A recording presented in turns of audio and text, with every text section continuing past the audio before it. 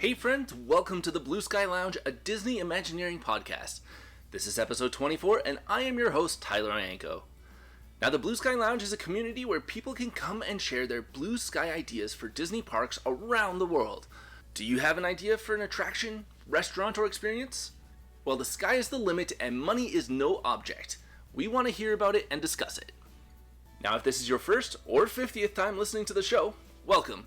You can subscribe to us on Apple Podcasts or YouTube, and we encourage you to go back and visit our past episodes. Now our guest this week is Lou, and we are going to talk about bringing Marvel Land to Walt Disney World. Now interestingly, in the real world, Universal's Islands of Adventure has the legal rights to certain Marvel characters east of the Mississippi River. That means that Walt Disney World can only host characters who do not appear in Universal's Superhero Island. But anything is possible here in the Blue Sky Lounge. So please welcome Lou to the show. All right, today with us we have Mr. Lou Mongello from WDW Radio. How are you doing today, Lou? Good, man. Thanks so much for having me. Before we get into our blue sky thinking, I would like to hear your Disney story. What does Disney mean to you? What is it about this company that makes you feel the way you do about it? Well, I think you hit it right on the head, right? It's about how the place makes us feel. And I think we all know, like, look, you either get it or you don't, you understand, or you don't know what we're talking about. Whether it's a Disney movie, a Disney Plus show, or that feeling that you get into the parks, there is something that strips away all of the nonsense and concerns of the outside world. And there's something transformative about that place. It's why I and so many other people have picked up their lives to move here, to be closer to it. It has nothing to do with the attractions or yes, even the boathouse and the food. It's because of the way that place still makes us feel. And I think that there is this intangible, inquantifiable thing about the emotional impact that Disney has on us. And it all goes to the cast members. Very cool. Now tell me about your Disney story. How did Disney come into your life? So I've been going to Walt Disney World since November of 1971. We drove down from New Jersey 3 weeks after the parks opened, and little Lou Mongello was hooked because we went back and drove every single year. So Disney's always been part of my life. And even as I grew older, I would go with my friends. I went with my wife. I went with my kids, and then eventually moved here.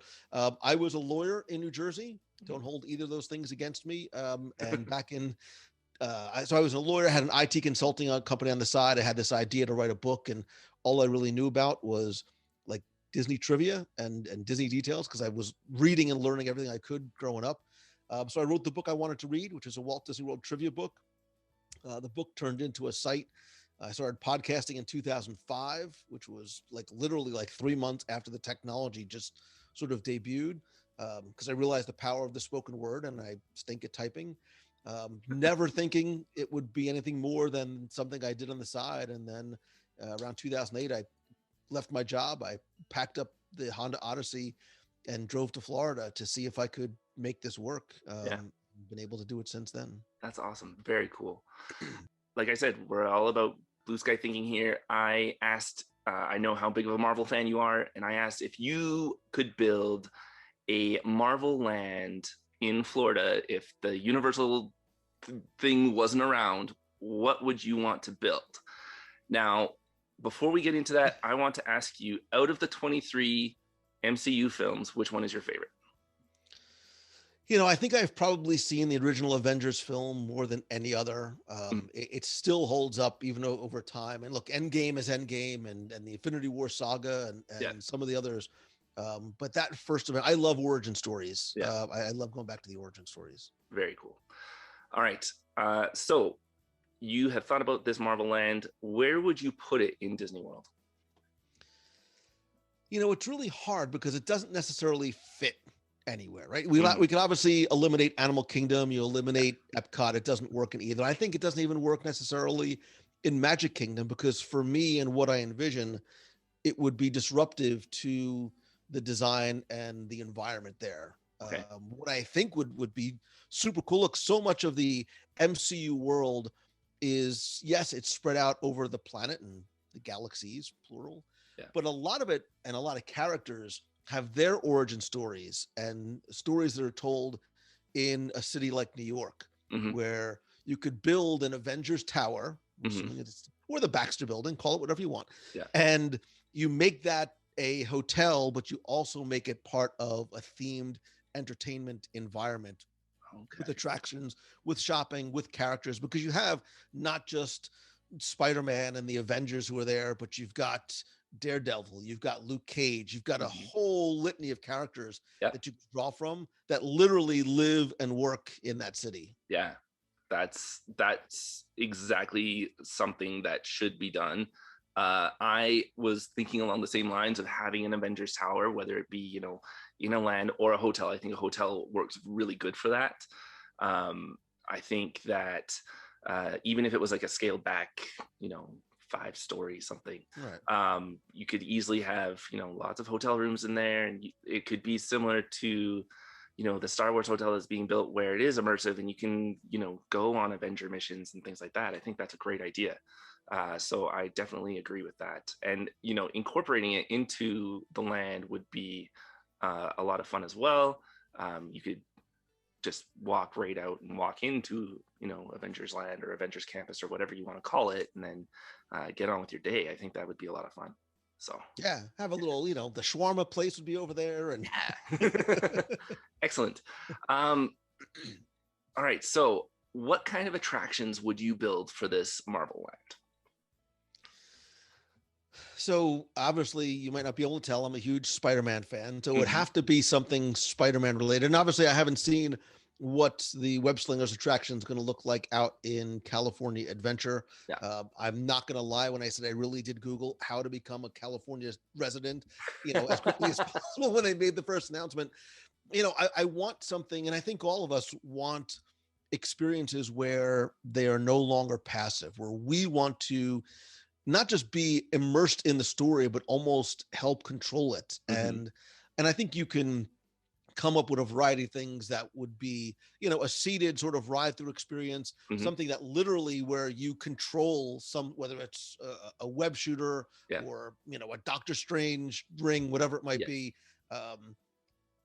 But you can create something like Walt's original visions for Disneyland, where anyone and everyone in the family would be able to enjoy it together. Yeah. I don't Absolutely. want a themed land that's full of 7 roller coasters and black box 3D experiences. Okay.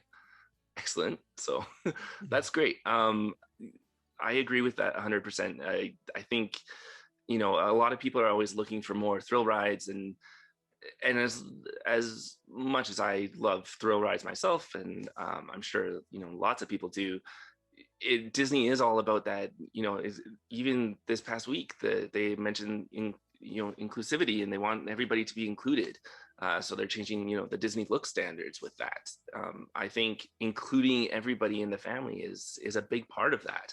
I have 2 kids, one's 4 and one's 5, both of whom Yes. have special needs, and it's hard sometimes to find stuff that they want to do. So you definitely want to have something that is inclusive for everybody. So I think that's a really cool idea, and having that concept where the whole family could get into like a ride car or something, and one person, like you said, could do the sling ring from Doctor Strange, and one person could be a web shooter, and there's tons of options that you could do, and I think that would be a lot of fun.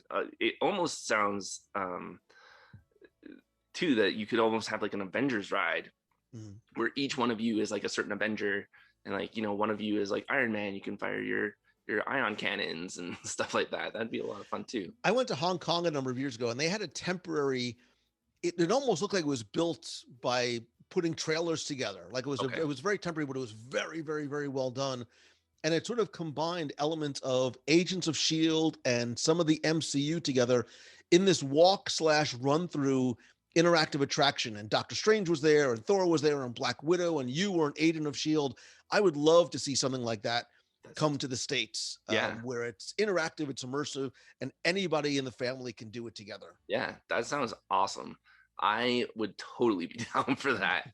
My wife and I just finished binging Agents of S.H.I.E.L.D. a few weeks ago, and like we couldn't stop. It was like we would watch like 3 episodes a day. It was great. So I am totally down for like an Agents of S.H.I.E.L.D. type ride. Now, I know that you are a foodie, much like myself. What kind of food options would you have for this area? it's all like so again, you can call back to the shawarma Hmm. from Avengers. You can go up to Harlem and Luke Cage and have like cool like soul food, and you can go to I imagine sort of this sanctum sanctorum, where it's almost like a walk-through museum and portals to some of the other Hmm. sanctums you can go through.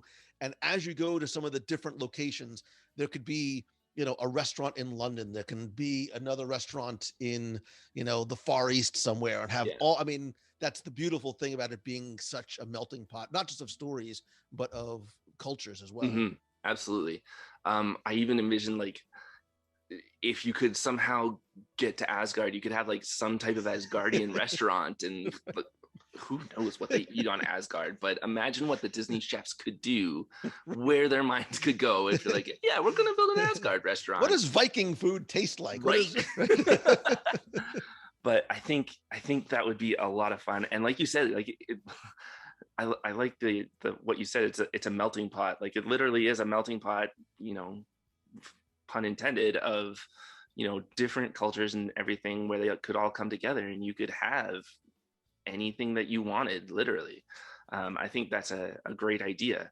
um, the nice thing about it too is if you did have this Avengers Tower, you could have a restaurant in there, and you could have a restaurant in the land, and you could have quick service in both places. And there's tons of options that you could do. I'm very excited for the Pim Test Kitchen Yeah. that's coming in Avengers Campus in California. So seeing what they can do with that, and seeing even some of the photos that they've released already, looks very interesting for sure. Yeah. So very cool. Now, one thing that my wife thought of would be if they could do like a dinner show, like Hoop-Dee-Doo style, but think of it as the Star Spangled Man with a plan. And you could have like Captain America come up, and they could do the Star Spangled Man. You could have like an Iron Man like kick line, like from Iron Man 2, and just like have all of these different crazy, like crazy almost shows, I guess would be the easiest way to put it, come up on stage. Like you could have like a very short musical version of like the Loki play that was going on when Thor got back to Asgard, and have like yeah. When you said that and you talked about that, it made me think of a couple of different things. So you could almost, what if have you ever done a Marvel Day at Sea cruise? I have not. I want to. For research purposes, you have to do it. It's the best cruise ever. Yeah. Because and I won't spoil anything for you, but in one of the clubs at night, they do almost like this variety show, and they do a Star Spangled Man. What if you had a restaurant that was almost set in Captain America's 1940s? Because we don't want John Walker Captain America. Like that's not the show anybody wants to see. But you have it, and there's 40s music, and there is that sort of Star Spangled Man type of variety show that would be put on. And of course, as everything, things would go horribly wrong, there might be some surprises, and Captain America comes out. But yeah, you could do something super cool. I love that era, and I love that music too. Yeah, for sure. That sounds really cool. Yeah, I've always wanted to go on a Marvel Day at Sea, any Disney cruise. I haven't been on a Disney cruise yet. We've had them booked, and we've had to cancel due to like things have come up. But yeah, that's definitely one of my research trips that I need to go on for sure. I'm itching to get down to Florida sometime within the next year, hopefully. It's hard when we live in Canada. So yeah. You mentioned a Spider-Man ride. Is there like another Marvel character? I know like there's Iron Man rides out there. Are there any other Marvel characters that you feel deserve some type of ride? So the first one that comes to mind is one that I have this sneaking suspicion maybe on a blue sky drawing board or 3D model somewhere. But tell me that entering Wakanda somewhere would not be amazing. Yeah. You imagine this giant Black Panther carved out of the mountain. Yeah. And it allows Imagineering to do so much. There's such a wide spectrum in terms of what they can do, in addition to it making it one of the most technologically advanced attractions and Yeah. really blowing people away Yeah. by what could be done. I've had the pleasure and privilege of going to places like Tokyo and Shanghai and seeing just how far Imagineering can push Hmm. storytelling and probably budget. Yeah. And I think Wakanda would be amazing. Yeah, absolutely. I've had many people. We did a Animal Kingdom episode very early on, and everybody's like, "Yeah, you should build a Wakanda in the Africa Pavilion in Animal Kingdom." I'm like, yeah, but where does the animal conservation come in with that? So, Yeah. but yeah, I completely agree. Wakanda would definitely be on the radar for pretty much everybody, I think. It seems to be kind of the fan favorite from the people that have been coming back for our show. And I'm sure you've talked to people as well who have said they would love to have a Wakanda type area, attraction, whatever it be. I think that would be a lot of fun for sure. And that answer might change in, a year or so when we start to see what, environments for Shang-Chi are going to Right? look like too. Yeah. And like, not only that, but with, Doctor Strange and the quantum verse and everything like that, you have all the quantum realms and everything. So you could have, a ride about going into the different quantum realms and the different, universes that Marvel is starting to create. Yeah. So I think that would be a lot of fun as well. Okay. So if you were to build this Marvel land, it sounds like you would want like the main centerpiece, the weenie, so to say, to be Avengers Tower, or would you want something else?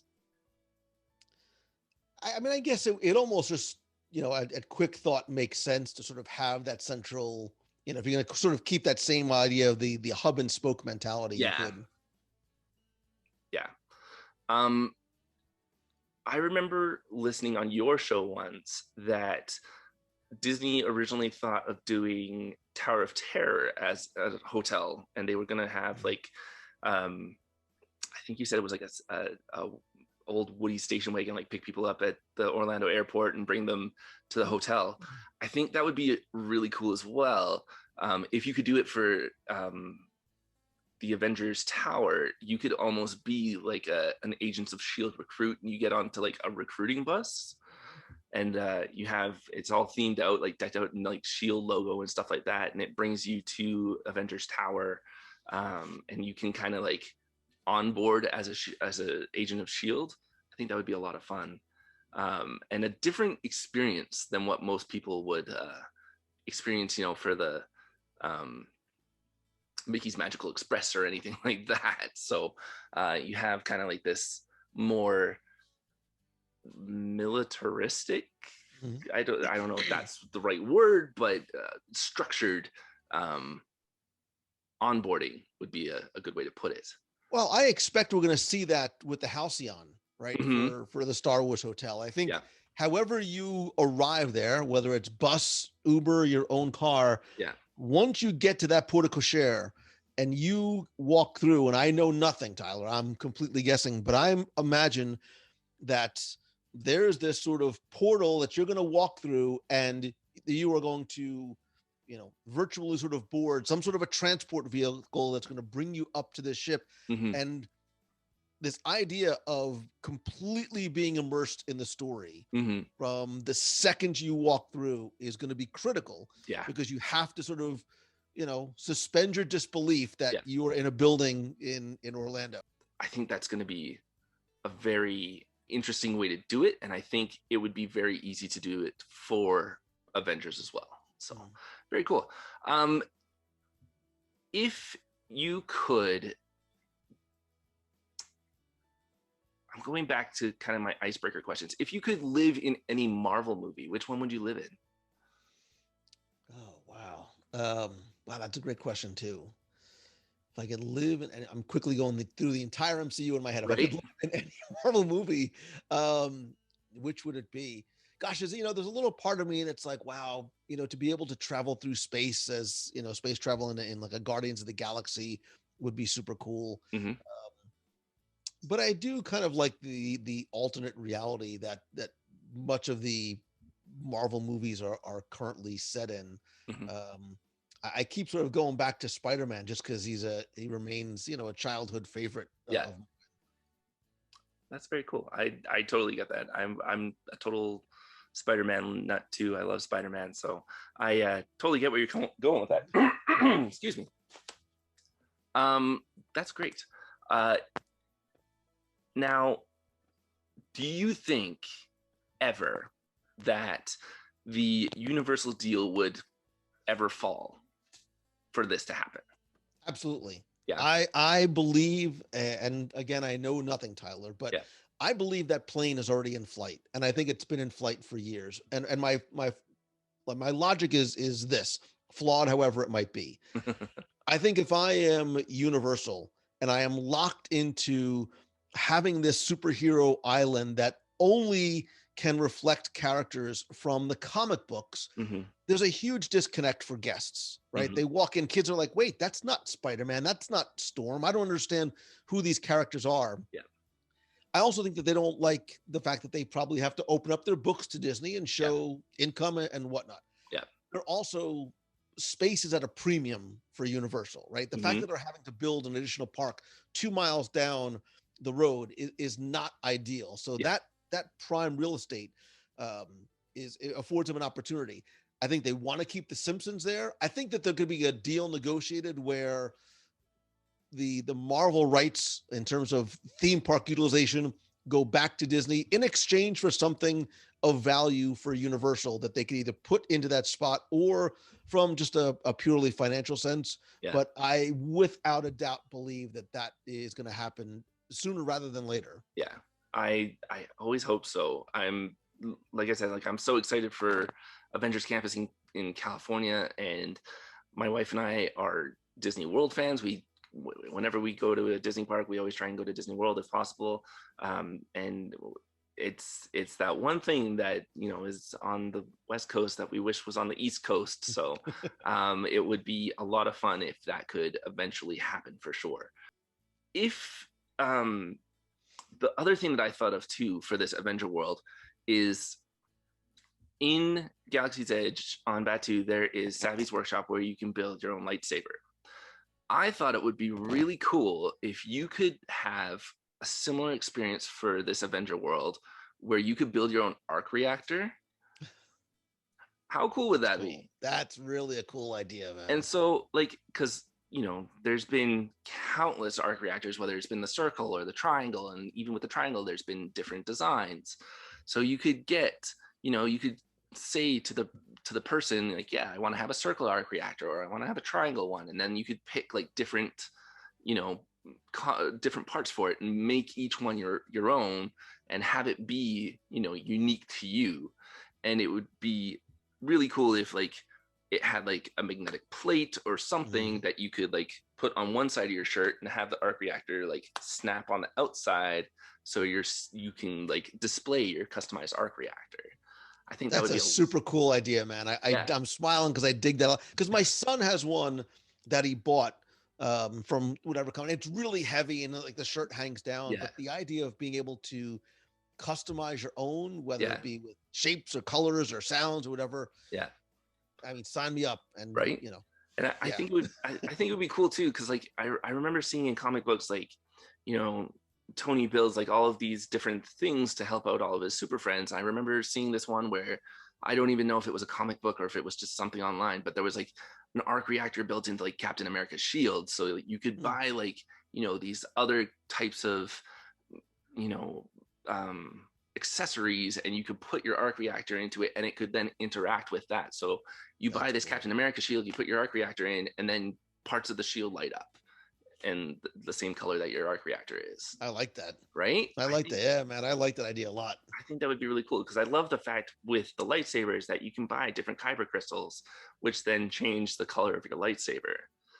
I am very excited for the new Guardians of the Galaxy roller coaster that's coming to Epcot soon. I cannot wait to do that. I can't wait to see all the stuff that Disney is planning for Florida when I can come down.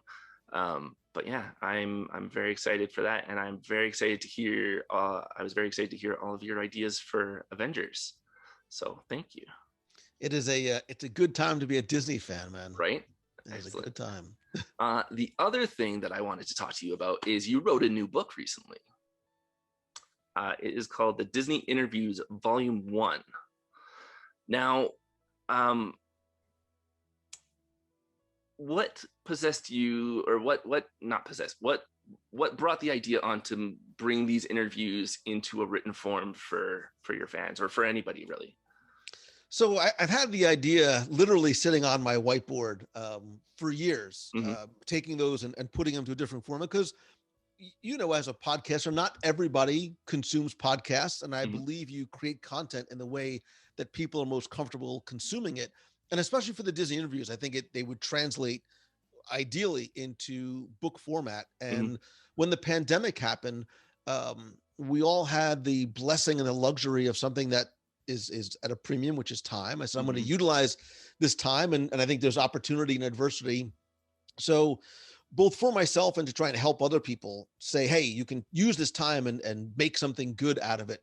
I took a select group of interviews. I took 13 interviews of people that worked for and with Walt Disney, or in case of people like Dave Smith, who were instrumental in preserving his legacy, Mm-hmm. and put those into book format, added some additional content in terms of context and stories a little bit before and after, Yeah. as a way to hopefully introduce those stories in the voices of the people themselves, Yeah. to those who might not have heard them on the show. Yeah. I did manage to get the book and I've read it, and I remember, I remember reading the Julie Andrews one in my head. I'm like envisioning like Julie Andrews' voice in there responding back to you, and same with Richard Sherman, all the different ones in there that I've managed to hear the voice of. The voice is always like playing in the back of your head while you're reading it. So I think it is a very cool book. Um, how so you said that you started this at the beginning of the pandemic, so it was a fairly recent project that you started. You had the idea for a while. How how long did it take the process to go for, like beginning starting writing to publication? How long did that take for you? So, when you say the writing, I mean, a lot of the writing was done already. Yeah, that's I true. mean, I had some of those interviews already transcribed, and then I started to compile the rest. And then I've been published and I've self-published books before, so I sort of knew there wasn't a huge learning curve in terms of the process that I had to go through. Mm-hmm. But it was, getting a cover designed and doing all the other interior content, which I love. Like I love the creative process Mm-hmm. of pulling all those things together. And Mm-hmm. to be honest, I also felt that having that valuable content, and when I say valuable, I don't mean my part is valuable, the part that that the interviewees contributed. I didn't want to just keep them in the audio format. I really almost felt that there was a bit of a responsibility to share those Mm-hmm. in printed form, which is another reason, because so many of those individuals are not with us anymore, and Mm-hmm. others, won't be with us forever too. Yeah. So I had a lot of different motivations in terms of just wanting to share good stories with people that I thought might enjoy them, especially at a time when people are home with a lot of extra free time on their Yeah, hands too. absolutely. Um, Now this is volume one, so it sounds like there are more volumes to come. The plan has always been, if volume one was well received, which thankfully it was. I've been collecting interviews since 2005, Mm-hmm. so I've already started to assemble what volume two might look like in my Very cool. mind. Yeah. Excellent. Can you share something with us that readers wouldn't necessarily know about you or about the book? Oh gosh, let's see. That they wouldn't know about me. All right, so I'll just tell a funny story that I shared on the pod. Well, actually, if you heard the interview, you know it, but you might not know the context. So again, I'm a Disney fan first, Tyler, and Mm-hmm. the interviews that I've done and the podcasts I put out because I just love this so much. And as a fan, having the privilege and the opportunity to meet and um, go to some of these people's houses and in some cases befriend some of these people Mm-hmm. has been an incredible honor. And in all the years I've done interviews, I've never ever had to edit or censor anybody except one person. Oh, And so years ago, I got to meet and go to the home of sweet little Alice Davis, okay. wife of Mark Davis. She Yeah. also did costuming for so many attractions like Small World. And she's in there, and this wonderful little lady is telling all these stories and innocently telling the story about Pirates of the Caribbean and how she was telling some of the Imagineers and engineers that they couldn't do um, the superstructure underneath because it wasn't going to look right. And Walt was coming through in an early test with some executives. And much as Alice predicted, when the auctioneer turned, one of the internal appendages moved in such a way that it looked like right. And so she says that, and I'm trying not to laugh because so I was the only time I couldn't leave the story out because it Yeah. was gold, Yeah. but the only time I have to sort of like creatively bleep over somebody. That's hilarious. That's funny. I do a G-rated show, so I had to Yeah. keep it Right. That's really funny. That's great. What, like you said, you've done interviews since 2005. You've done, almost 20 years worth of interviews. Is there an interview that kind of sticks out more than the rest? Or are they all kind of unique in their own right? They're certainly all unique in their own right, and there are memories I have about literally every single one of them. Like going back to Charlie Ridgway and George McGinnis and some of the people I interviewed, very early on. Uh, Look, certainly a Julie Andrews has a special place in my Right. heart for different. Yeah. And forgive me because I don't want this to sound like I'm like rattling off names. No. But again, this comes from a fan first, Yeah. and I still remember the first time like. I talked to Richard Sherman, and this was like pre D23, and all these events where these guys were sort of being brought out, and he innocently and sweetly is like, "Are you sure you want to interview me?" And I had like this "Don't you know who you are" Yeah. kind of moment with Richard Sherman, and even look going back to the Marvel stuff. I've gotten to know Kevin Feige very very well as a result of this because. Not just he's a huge Disney fan, but he was a listener. So Yeah. it's amazing to think, and like you never know who might be listening to the show, and as a Absolutely. fan, there's nothing more rewarding than that. Yeah. Very cool. All right. Well, thank you so much for coming on the show. I really appreciate it. I love, I love hearing your show, and I loved collaborating about this Marvel Land. And I really hope that you can come back on and we can discuss something else. I would love it, man. I really appreciate it. Thank you. And when you come to Walt Disney World, we'll have to eat together. Sounds good. All right. Maybe we'll do a Le Cellier review for both of us. This is a body that's built on poutine, man. I'm with you. There you go. All right, man. Thank you so much. I really appreciate it. Please go and check out Lou's book, The Disney Interviews Volume 1. It is a great read. I will post a link to it down in the description down below, and as well as a link to Lou's show. If you haven't checked it out, please check it out. It's amazing. There are hundreds of shows for you to go and check out. Each one more captivating than the first, and there are a lot of good and funny stories in those shows. So go check it out. Lou, thank you again so much, and I really appreciate it. Thanks, brother. Appreciate it. All right. Thanks again, Lou. We'll be right back. Enjoying your time at the Blue Sky Lounge? Be sure to check out our TeePublic store. Show your fandom of thinking, dreaming, believing, and daring yourself to use your imagination. Our store features adult and kids apparel, face masks, housewares like mugs and pillows, tech cases, and much more. To find your design, follow the link in the description below. See you there. Plus, there's a sale going on this week. For April 28th and 29th, you will receive 30% off your entire purchase with no promo code needed. Just follow the link in the description down below. This week we had so many superheroes assemble their great ideas for a Marvel Land in Disney World.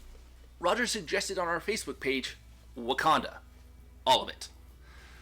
Now, Roger, the Blue Sky Lounge is all in for this. It's something that our guests have mentioned on multiple shows, and the possibilities are just mind-blowing with the technology that Wakanda has. Stay tuned for a Wakanda Blue Sky Lounge show in the future. Top fan Shelby says, I would like a walkthrough of costumes and props from the movies. I love seeing all the details in them. Now Shelby, this sounds like an air conditioning dream come true. I would spend hours in here avoiding the hot sunny days, looking at all the props, and avoiding the warm weather is an added bonus, of course. And our friend Susie suggested something similar, but for those with sensory issues. She said, I would love to see a quiet Marvel themed room. It could look like the Captain America Museum or something with quiet activities for kids, but also for stuff for adults to do too. Now, Susie, my kids are autistic, as I was saying earlier in the show, and I love that you have thought of things for both adults and kids to do together.